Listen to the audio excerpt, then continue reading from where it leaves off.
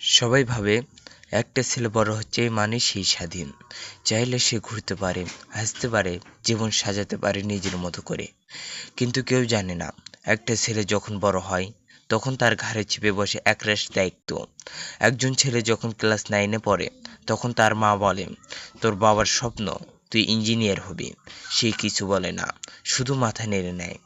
তারপর দশম শ্রেণী, একাদশ, বন্ধুরা ঘুরে বেড়ায়, সিনেমা দেখে, প্রেম করে, হাসে, আর সে পড়ে, কাঁদে না, জিদ করে না, শুধু পড়ে। সে যখন একটা চাকরি পায় তখন বাবা বলে, এখন ঘরের দায়িত্ব তোর কাঁধে। বোনের পড়াশোনা, মায়ের ঔষধ, বাবার চশমা, বাসার বিল, সবকিছুতেই তোর নাম। কিন্তু কেউ জিজ্ঞাসা করে না, তুই কেমন আছিস, তোর নিজের কিছু চাওয়া আছে কি না, তুই কি ভালোবাসিস কিছু করতে।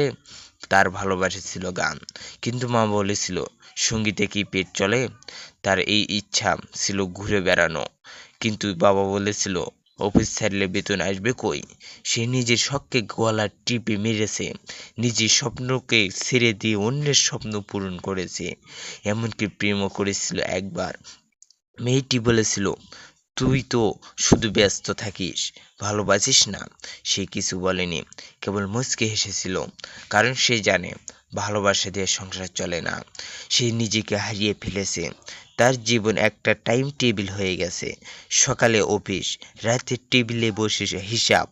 মধ্যবিত্ত পরিবারের ছেলের আর কিছুই চাওয়া নেই, শুধু একটা কথা। কিন্তু তার এই গর্বের পিছনে লুকিয়ে আছে দমবন্ধ হাসি, অপূর্ণ ভালোবাসা, আর শত রাতের নীরব কান্না।